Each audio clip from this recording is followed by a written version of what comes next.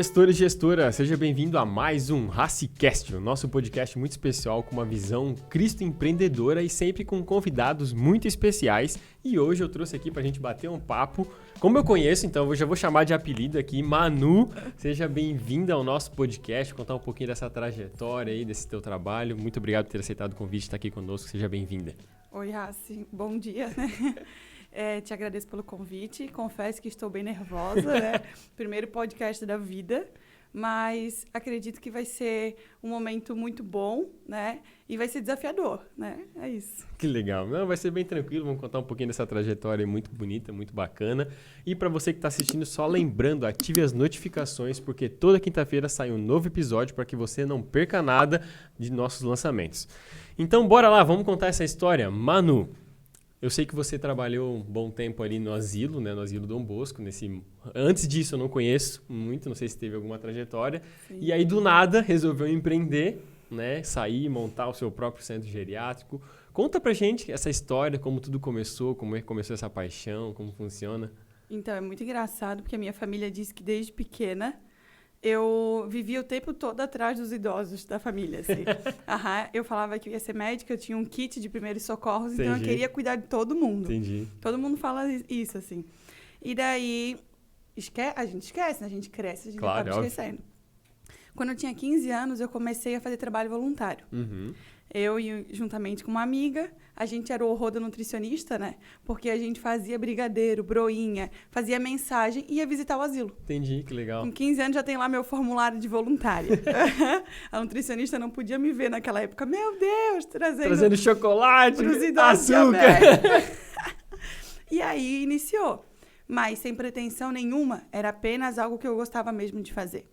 Então, eu iniciei a faculdade, fiz serviço social, me formei pela Universidade Federal de Santa Catarina. Que legal. E nisso a gente fiz estágio, né? Fiquei 2 anos no Fórum de Balneário Camboriú. E depois abriu uma vaga de estágio no Asilo Dom Bosco. Uhum. Ali eu fiz estágio e depois, quando eu estava me formando, abriu uma vaga para assistente social. Entendi. Então, eu fiz colação de gabinete, que a vaga era imediata. E iniciei meu primeiro trabalho na vida, né? Então, foi muito desafiador, bem desafiador mesmo, porque tu pensa, uma pessoa sem experiência nenhuma, entrando numa instituição Novinha. De anos. Sim. Muito nova, né? Porque eu me formei, acho que eu tinha 19 anos. Não, 21 anos, desculpa, 21 anos. Então, foi bem, esse momento, assim, eu entrei totalmente crua. E com pessoas muito mais experientes que eu, né, numa instituição de anos, então Tem bastante tempo já, né, o Dom Bosco, né? Acho que tem 80 e poucos anos. Então, eu passei poucas e boas, assim, foi um crescimento na marra, assim. Que legal. E ali eu fiquei como 3 anos e meio como assistente social. No início, até conseguir, como diz, cada um tem seu espaço, né? Foi algo bem complicado, porque tinha pessoas com muita mais experiência, então, às vezes eu pensava até em desistir, que eu chegava em casa chorando, assim. Porque... Só o Charles conhece. Verdade. E meus pais também participaram bastante desse momento, que eu chegava em casa mesmo desesperada, porque as pessoas queriam que eu saísse. Entende? Não, muito nova para estar aqui. E até os próprios idosos, em questão de confiança, sabe? Como que ela vai ser assistente social, sendo que ela é muito mais nova que eu, recém-formada? Então, foi aos poucos, sabe? Eu digo que hoje é algo que eu amo. Eu amo essa área. E eu me sinto realizada no que eu faço. Mas não foi fácil. Nada na vida é fácil, né? A gente não pode dizer que é fácil, porque nada na vida é fácil. Então, eu fiquei 3 anos e meio. E quando eu engravidei do meu filho, do Theo, que tem 4 anos hoje, surgiu uma vaga para ser coordenadora geral. Então, eu lembro que cogitaram a possibilidade de eu ser a coordenadora geral. E até alguns falaram, não tem como, ela não tem possibilidade de assumir. Ela está grávida, ela está de 5 para 6 meses. E daí uma pessoa falou assim, não, ela tem condições, porque gravidez não é doença. Exato. Ela tem condições. E eu confesso para ti, Raciel, que quando com 6 meses eu assumi a coordenação, foi um desafio e tanto, porque as pessoas aí mesmo que não botavam fé. Como que ela vai conseguir fazer, né? E, cara, Deus foi muito bom, porque a minha gestação foi muito tranquila e eu consegui, me dedicar totalmente. E eu fiquei lá pelo período de, no total, 7 anos. Bastante tempo. Foi uma escola, praticamente. Foi uma escola. Então, fiquei 3 anos e meio como assistente social na função e depois mais 3 anos e meio como coordenadora. Uhum. E daí, quando eu estava completando 6 anos, Deus começou a ministrar no meu coração que estava chegando o meu tempo. Entendi. Só que só pensar na possibilidade de sair daquele local, eu chorava igual uma criança. Era muito doideira, porque eu não me via tipo, não ter mais aquela rotina de não trabalhar ali. Porque eu amo, ainda tenho um carinho muito especial por cada um daqueles. E cada vez que Deus tocava no meu coração e trazia a confirmação que chegou meu tempo, pra mim era assim, ó, tipo, não, Deus não tá falando comigo. É mentira isso, não procede. Até que uma vez, não sei se tens o costume, mas tudo que a gente compra, a gente consagra ao Senhor, né? Exato. E quando a gente comprou o nosso carro, a gente levou pra pastora pra lá fazer uma oração.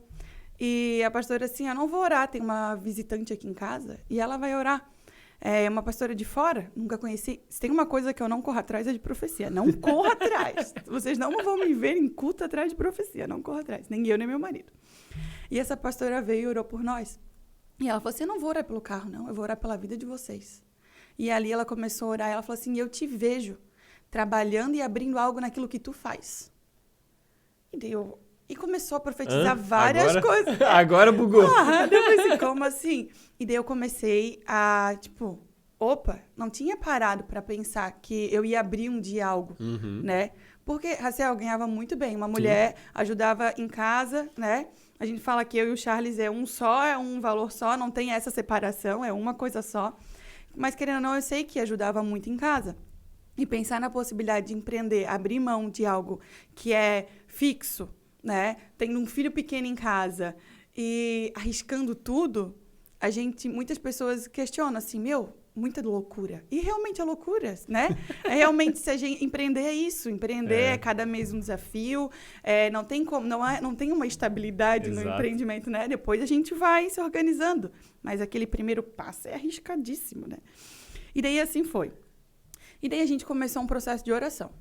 Para entender, então, o que Deus tinha preparado para nós. Como assim? O que Deus preparou para nós? Se trouxe essa profecia, se veio essa profecia, então o Senhor vai nos dar a direção. E ali Deus começou a direcionar nosso coração, sabe? Que a gente ia abrir algo realmente. Então, o que a gente fez? A gente ficou alguns meses orando, só que Deus não falava o local. Comecei a pesquisar vários tipos de... tá para alugar, tá para alugar, tá para alugar. Passou o quê, Raciel? Isso foi em setembro. Quando foi em fevereiro do outro ano, aí eu peguei, não tem lugar, então não é agora, né? Eu lembro que em final de fevereiro eu estava indo para uma reunião e eu fiz uma oração bem sincera para Deus. Eu falei assim, Deus, eu quero que seja um local que o Senhor escolher. Eu não quero que seja aonde eu escolher, eu quero que o Senhor me mostre, claramente que o Senhor me mostre aonde que tem que ser aberto. E eu nunca esqueço a experiência que eu tive. Eu estava dirigindo o carro e eu escutei nitidamente a voz de Deus e ele falou assim, aqui. Eu falei, aqui o quê? Eu parei o carro na hora, Raciel, sem brincadeira, tá? Eu parei o carro na hora, eu atravessei a rua e tinha uma casa, que é na rua Santo Antônio, número 120, o residencial geriátrico Betel. E eu tirei uma foto. E tava uma plaquinha pequenininha, aluga-se, escrito a caneta, o telefone. Quase ninguém vê. A caneta. Então, eu tive que parar o carro e tirar uma foto. E eu tinha uma reunião, saí correndo. Quando eu cheguei em casa, eu falei assim, Charles, Deus mostrou aonde que é para abrir. Ele assim, como assim? Eu escutei a voz de Deus. Deus mostrou aonde que é para abrir. Eu tirei uma foto e nós vamos lá agora. Ele assim, vamos lá agora. Ele é muito parceiro, cara. O Charles é muito... Aí, a gente foi lá. E, Raciel, foi uma experiência maravilhosa. Porque eu tenho a foto do início. Quem olhava de fora não imaginava que é tipo uma chácara no meio da cidade. Né? Então, a gente ligou. E o corretor levou nós para ver a casa. Quando a gente chegou para ver a casa, eu fui filmando a casa. Porque o Charles não foi. Então, foi eu e um conhecido nosso. Quando eu entrei filmando, que eu vi aquela chácara lá, eu falava assim, Charles, é uma chácara no meio da cidade. Isso daqui é um jardim, isso daqui é muito legal. E cada vez que eu orava e falava assim, tá, e qual é o nome agora? Tem um local e qual é o nome? E nada. E Deus só falava assim, já tens o nome. Eu falei, como que eu já tenho nome? Como que eu já tenho o nome? Eu falei, não, tu já tens o nome. E mais um processo, né? Porque para te abrir, tu precisa escolher o nome. Exato. Não tem como entrar na documentação. E daí Deus falou assim, não, uma célula que tu tinhas aí na tua casa. Eu tinha uma célula mesmo de jovens lá em casa e o nome era Betel. E daí ficou Residencial Geriátrico Betel. Que legal. E daí o desafio maior foi assim, ó. A gente assinou o contrato, tá? A gente já assinou o contrato, acho que de cara do aluguel do imóvel 3 anos. Então, a gente já foi nessa, não fez nenhum ano, já foi 3 anos direto. A gente assinou início de março. Dia 15 de março foi a pandemia. Foi a pandemia, foi bem ali, né? Aí, tipo, o nosso público é idosos. Os idosos estavam em quê? Isolamento. Exatamente. Qual foi o público que mais teve, né, óbito? Idoso. Aí todo mundo falava, você é doida. Vocês dois são doidos. Como que vocês vão abrir algo para idoso, sendo que tá todo mundo em casa? E assim foi, Raci. A gente ficou meses ali, nesse processo de reformando a casa, porque a documentação, né, é algo bem burocrático. E quando foi dia 1º de setembro, estava tudo certo para a gente começar. Aí, para quem pensa assim, não, porque ela trabalhava no asilo 7 anos, então ela deve ter conhecido muito idoso. Cara, eu não falei para nenhuma família do asilo que eu estava abrindo algo. Chamei a diretoria antes e falei, pessoal, ainda não chegou meu tempo de sair, né? Mas eu tô abrindo algo na área do envelhecimento, porque é algo que eu gosto, então eu quero deixar meu cargo à disposição. Daí eles falaram, não, Manu, a gente quer que você continue mais um tempo. Então, eu continuei mais um tempo, tentando conciliar, porque no início teve um idoso apenas. Eu não avisei ninguém, entendeu? A gente começou mesmo ali Só com a cara e coragem. Cada um que entrava, a gente, tipo, só faltava soltar foguete. Só faltava soltar. Então, dia 1º de setembro, tudo certo, vamos abrir. Chamei todos os funcionários, fizemos uma reunião, só que a gente estava naquele protocolo do Covid, né? O idoso entrando na casa já tinha que fazer o teste do Covid. Ela testou positivo. Aquela que tinha fechado. Única. Só tinha uma para entrar, Ciel. Só tinha uma para entrar. Lá, ela testou positivo. Quando a família me liga, Manu, ela testou positivo. Eu falei assim, a gente não pode abrir com ela positiva. Então, ela fica em isolamento em casa durante 15 dias. Aí, ela foi eu, né, Raciel? Ligar para cada funcionário, explicando a situação e falando, pessoal... espera mais um pouquinho. Espera 15 dias, a gente só vai abrir. Daí, a gente abriu dia 21 de setembro. Dia 21 de setembro, a gente abriu. E ali começou. Um por um. A gente ficou uns 3 meses só com uma idosa. E a gente já pensou várias vezes, não tem mais de onde tirar, não tem mais o que fazer. Então, assim, foi um desafio atrás do... E né? Não tem como fugir. Pode perguntar aí. Essa é a vida do empresário, né? Vivendo de desafios em desafios. Mas hoje nós já estamos agora com 2 casas, né? Então, tivemos aí aberta em 2020, então, essa casa ali em setembro, né? E aí ficou com essa unidade até esse ano. Aí... tá. Eu pulei uma parte ali, né? Tá, assim. Então, quando a gente abriu o Betel, eu permaneci mais um ano no Asilo Dom Bosco. Ah, certo. Entendeu? Ali foi meu processo, porque mesmo tendo os 2, eu não conseguia me desligar. Entende? Porque eu não conseguia. É só pensar que eu chorava. Então, foi dessa forma. Até que chegou um momento que Deus falou assim, não, chegou o teu tempo. Chegou o teu tempo. Então, quando foi janeiro do ano passado, janeiro de 2022... Aí eu falei, pessoal, realmente eu preciso sair, chegou o meu tempo, não tem mais condições, né? Eu preciso tomar essa decisão. E foi muito engraçado, né, porque eu falei para todo mundo, assim, nas reuniões eu falava assim, eu tô saindo porque eu preciso focar no Betel, mas eu quero ter mais tempo de qualidade com a minha família e eu quero engravidar. Eu falei para todo mundo. Aí todo mundo pensava, tá arrumando desculpa para sair... Eu saí em março foi o meu último dia, e eu engravidei em abril. Mas doideira, já foi assim, né? né? E o mais interessante é porque, assim, fez 7 anos, então eu queria sair dia 7 de março. Só que a rescisão deu um dia antes, e eu ficava questionando a Deus, eu queria sair tudo no 7. A metódica, né? Era tudo no 7, tinha que ser no 7. Mas não, foi um dia antes. E o que me surpreendeu muito... Quando foi metade do ano passado, Itajaí abriu um credenciamento, né, para a região inteira, para o centro-dia, para o primeiro centro-dia da Anfri, né? Legal. E só que o que mais é engraçado é porque, assim, como o Betel abriu em plena pandemia, né, a gente não teve uma inauguração. E o início, o Betel em si não seria moradia 24 horas, seria só centro-dia. Tanto que a gente já botou tudo no CNPJ. né? Mas o foco era o centro-dia. Só que porque começou a pandemia, não tinha possibilidade de Aí centro-dia. acabou... porque a pessoa tinha que ficar indo e voltando, né? Não tinha como. Então, o que a gente fez? A gente entendeu que era para moradia e quando abriu esse credenciamento, a gente já estava estudando desde lá do início. Eu falei, não, vamos fazer esse projeto. Chamamos uma equipe, sentamos. Não, nós vamos fazer esse projeto. Então, grávida do Benício, batalhando ali. Escondidinha lá, nós fazendo projetos. Projeto, pessoal organizando os pepinos diários, né? E eu foquei bastante nesse projeto, assim.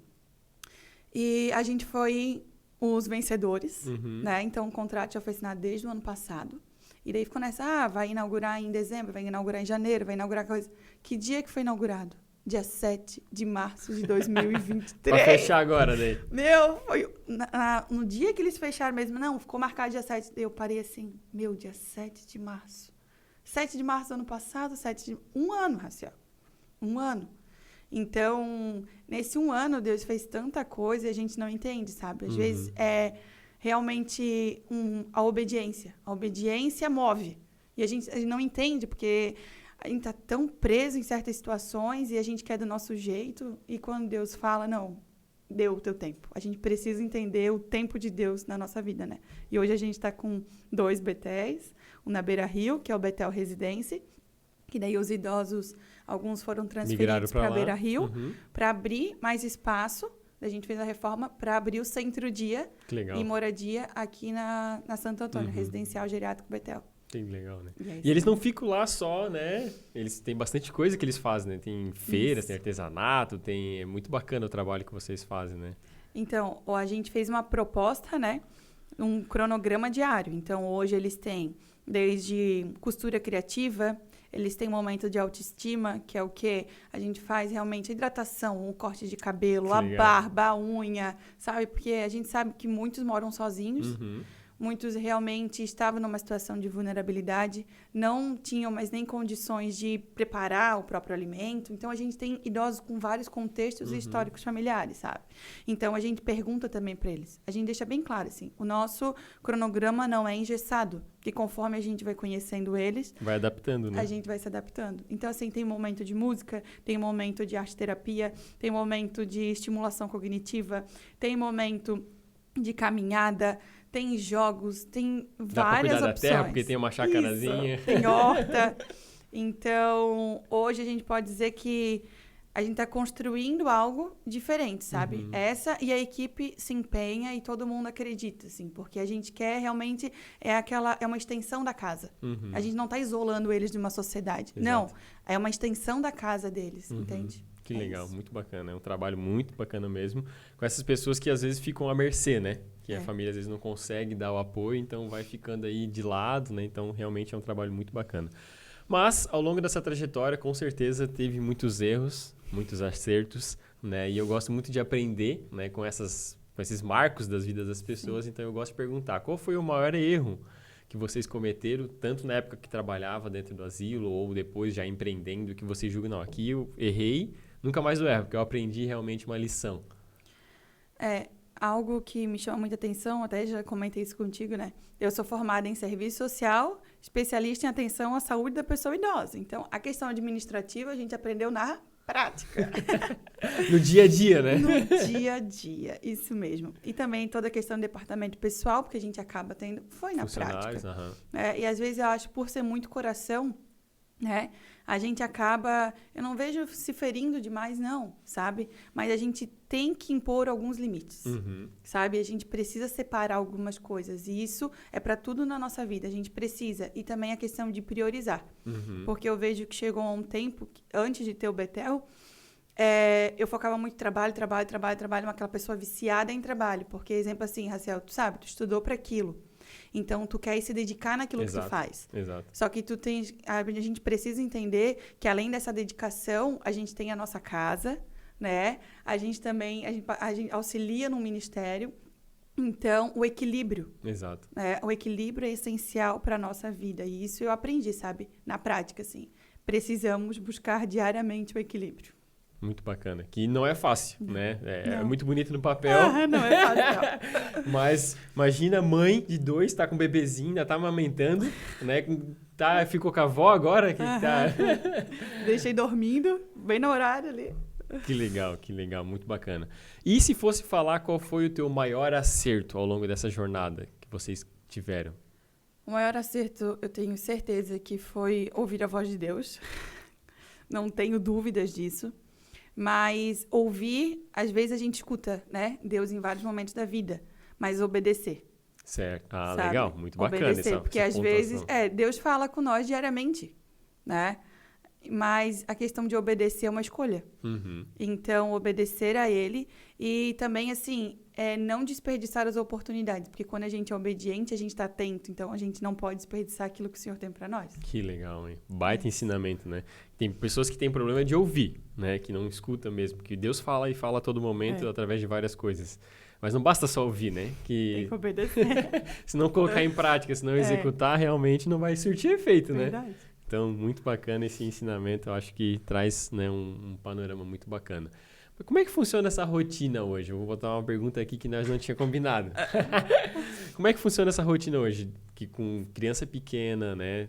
O Theo tá com 4? 4 anos. Ele é um pouquinho mais novo que o Manuel, né? E aí tem agora um bebezinho em casa. Como é que é essa rotina de empreendedora com filho pequeno, né? Então, algo muito interessante essa pergunta. Sabe por quê? Porque eu vim de um lar que a gente não tinha rotina para nada. Meu pai era assim, ó. Eu era aquela aluna que já fazia tarefa na escola, porque daí eu chegava em casa... Não tinha o que fazer, né? Já podia só brincar. Eu de boa, podia fazer o que eu quisesse, comia a hora que queria, tipo... Tem os horários de refeição, mas eu queria comer bobiça, dormia, todo mundo dormia muito tarde lá em casa, a vida inteira. Uhum. E quando a gente tem filho pequeno, a gente vê a necessidade de ter realmente hábitos. Uhum. Só que para mim, criar esses hábitos foi muito difícil. Não foi algo fácil. Então, eu acredito que tem gente que vai se identificar comigo, porque não é algo fácil. Né? Não é algo... Sim, com certeza. Não. E foi tão interessante que no final de semana agora eu fui para um retiro. E a pastora Elisete Malafaia, a mulher do Silas Malafaia, ela me deu um livro.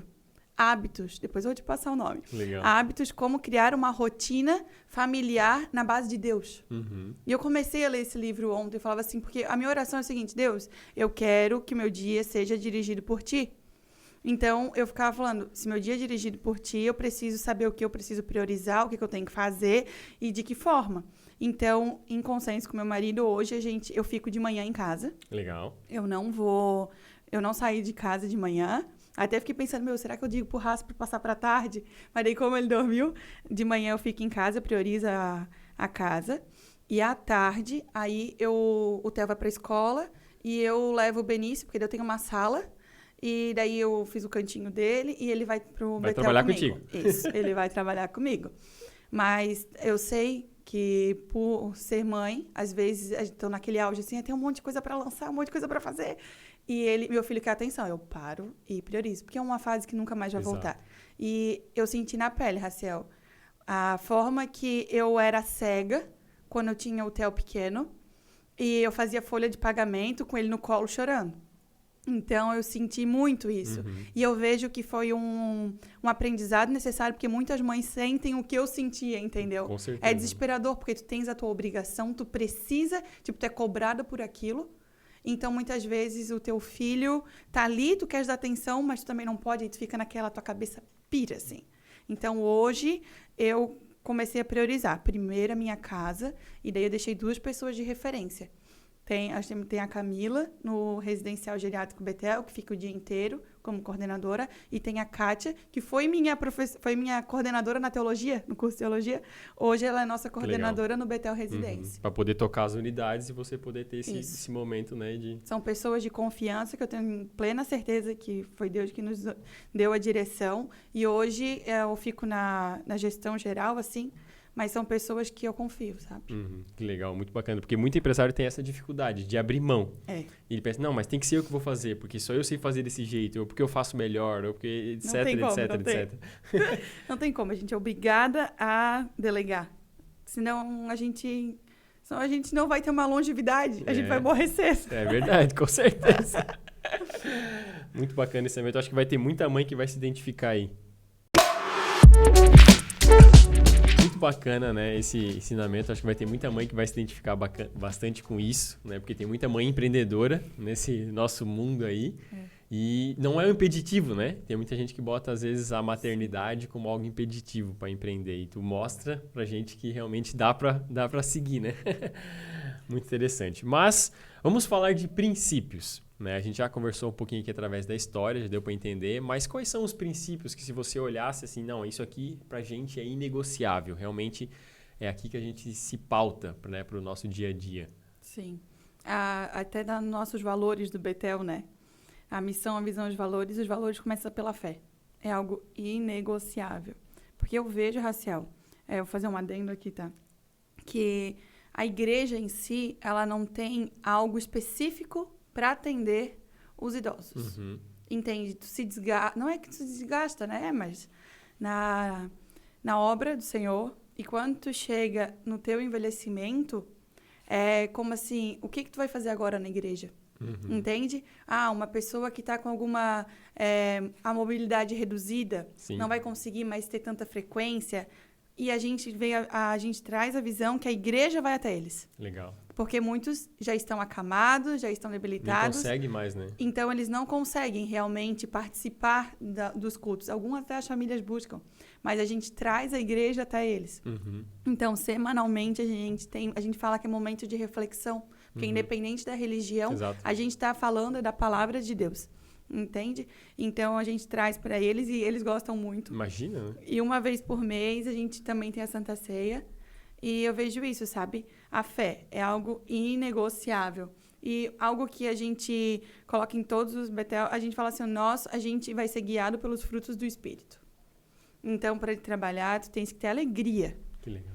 Porque muitos estão aqui, eles foram carentes realmente de atenção, né? Porque Às vezes até maltratados, né? Sim, é considerado abuso verbal, né? Então, assim, a violência verbal é o quê?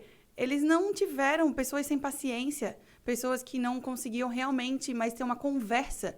Então, hoje a gente diz, não, precisa ter alegria, precisa ter paciência, precisa ter mansidão, precisa ter domínio próprio.